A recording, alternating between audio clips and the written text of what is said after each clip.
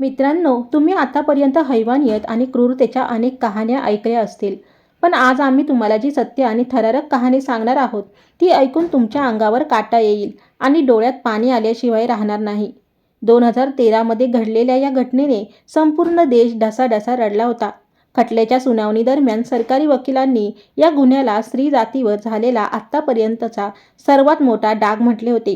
तर निकाल सुनावताना महिला न्यायाधीशांनी अशी टिप्पणी केली होती, जी ऐकून कोर्टातील प्रत्येकाचे हृदय हेलावून गेले होते. नेमकी काय होती ही हृदयद्रावक घटना? चला अगदी सुरुवातीपासून जाणून घेऊया. गोष्ट सुरू होते 1 मे 2013 पासून.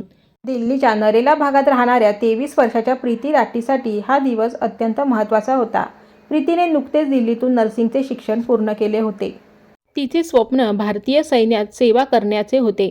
तिने घेतलेल्या अतोनात कष्टांना यश आले आणि तिची इंडियन नेव्हीमध्ये नौसेना म्हणून निवड झाली. तिला मुंबईच्या कुलाबा येथील INS अश्विनीमध्ये सेकंड लेफ्टनंट म्हणून ड्युटी जॉईन करायची होती. घरातील मुलगी पहिल्यांदाच एवढ्या मोठ्या पदावर रुजू होण्यासाठी दिल्लीबाहेर जाणार होती. संपूर्ण कुटुंबाची छाती अभिमानाने फुगली होती. प्रीतीला मुंबईत सोडण्यासाठी तिचे वडील अमरसिंह राठी, चुलते विनोद कुमार आणि चुलती सुनीता दहिया हे देखील सोबत निघाले. सर्वांनी गरीबरथ एक्सप्रेस पकडली. ट्रेन दिल्लीच्या निजामुद्दीन स्टेशनवरून निघाली आणि मुंबईच्या दिशेने धावू लागली. ट्रेनमध्ये मोठी गर्दी होती, पण या गर्दीत एक तरुण असा होता ज्याच्या हालचाली संशयास्पद होत्या. त्याने आपला चेहरा रुमालाने पूर्णपणे झाकला होता आणि डोक्यावर कॅप घातली होती. तो कोणाशी बोलत नव्हता, पण डब्यातून वारंवार उठून बाथरूमच्या बहाण्याने फेऱ्या मारत होता. त्याचे डोळे सतत प्रीतीचा माग काढत होते.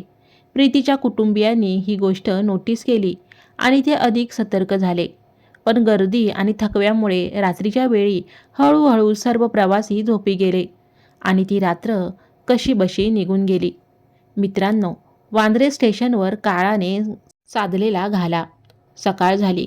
तारीख 2 मे 2013 झाली होती. सकाळी ठीक 8:05 वाजता ट्रेन मुंबईच्या वांद्रे टर्मिनलवर पोचली. प्रीती आणि तिचे कुटुंब सामान घेऊन ट्रेनमधून खाली उतरले. ट्रेनच्या प्रवासाने प्रीती थोडी थकली होती, त्यामुळे ती प्लॅटफॉर्मवर थोडी हळूहळू चालत होती. तिचे वडील आणि चुलती तिच्यापेक्षा काही पावले पुढे निघून गेले होते. आपण मागे राहिलो हे पाहून प्रीतीने आपले पाऊल वेगाने टाकण्यास सुरुवात केली. ती धावपळ करत पुढे जात असतानाच अचानक तिला जाणवले की मागून कोणीतरी तिच्या खांद्यावर हात ठेवला. प्रीती जागेवरच थांबली आणि तिने आश्चर्याने मागे वळून पाहिले.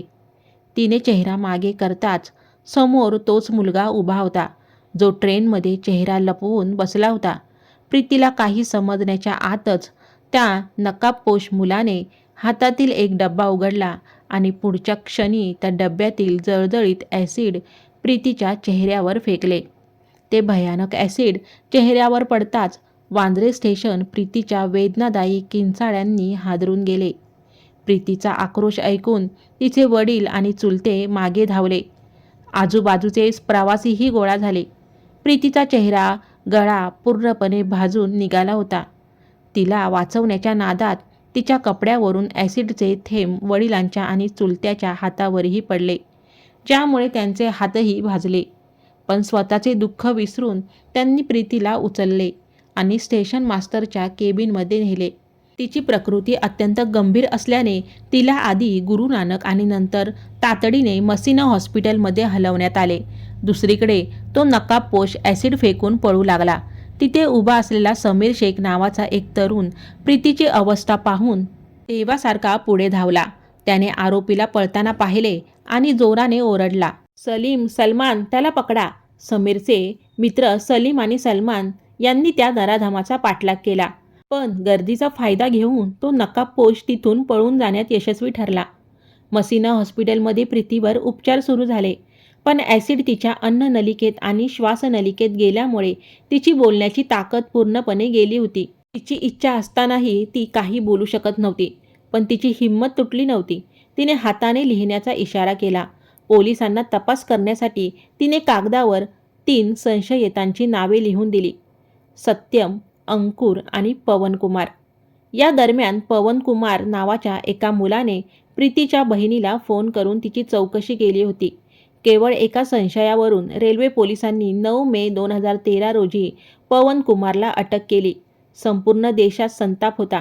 लोकांना वाटले गुन्हेगार पकडला गेला. पण प्रीतीच्या वडिलांनी स्वतःच्या पातळीवर शोध घेतला तेव्हा धक्कादायक सत्य समोर आले. घटनेच्या दिवशी पवन कुमार मुंबईत नव्हता, तर तो रोहतकमध्ये होता.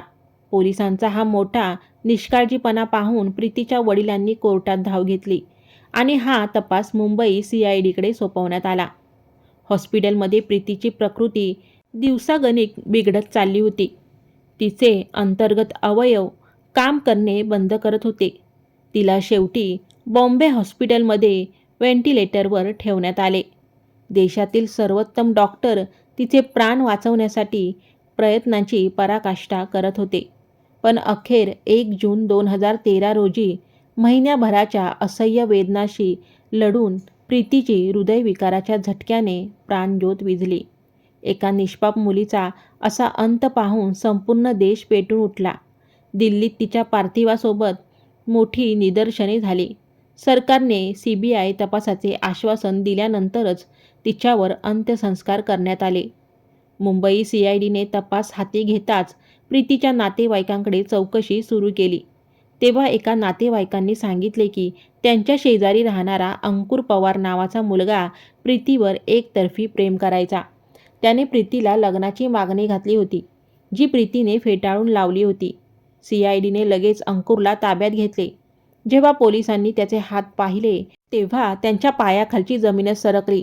अंकुरच्या दोन्ही हातावर ॲसिडने जळाल्याचे ताजे डाग होते. 17 जानेवारी 2014 रोजी पोलिसांनी त्याला अटक केली आणि त्याने आपला गुन्हा कबूल केला. गुन्ह्याचे कारण होते मस्तर आणि सूड. प्रीतीला नेव्हीमध्ये एवढी मोठी नोकरी मिळाली होती आणि अंकुर बेरोजगार होता. त्यामुळे त्याचे घरचे त्याला टोमणे मारायचे. या मस्तरातून आणि नकार पचवता न आल्यामुळे त्याने प्रीतीचे आयुष्य संपवण्याचे ठरवले.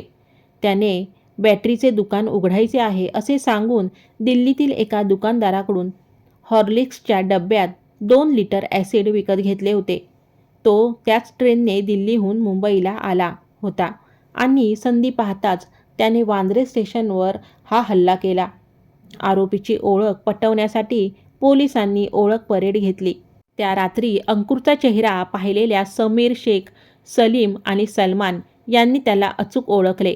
हा खटला जेव्हा मुंबईच्या विशेष न्यायालयात सुरू झाला तेव्हा अंकुरच्या चेहऱ्यावर पश्चातापाचा एकही भाव नव्हता. तो कोर्टात येताना निर्लज्जपणे हसायचा आणि कॅमेऱ्यासमोर विक्ट्री चिन्ह दाखवायचा.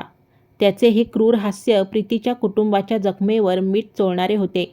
सर्व पुरावे आणि 37 साक्षीदारांच्या साक्षीनंतर सप्टेंबर 2016 मध्ये विशेष न्यायालयाने अंकुर पवारला दोषी ठरवून फाशीची शिक्षा सुनावली.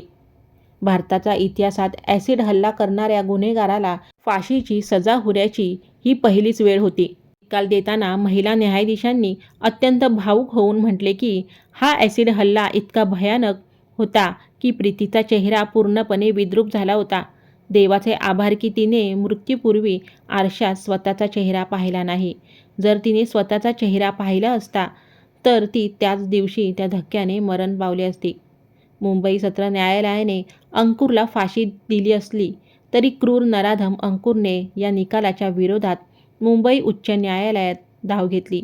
प्रदीर्घ सुनावणीनंतर जून 2019 मध्ये हायकोर्टाने त्याची फाशीची सजा बदलून आजन्म कारावास अशी केली. प्रीतीने ज्या मरण यातना भोगल्या आणि तिच्या वृद्ध आई-वडिलांनी जी आयुष्यभराची वेदना सोसली त्यासमोर कदाचित फाशी किंवा जन्मठेपेची शिक्षाही कमीच वाटते.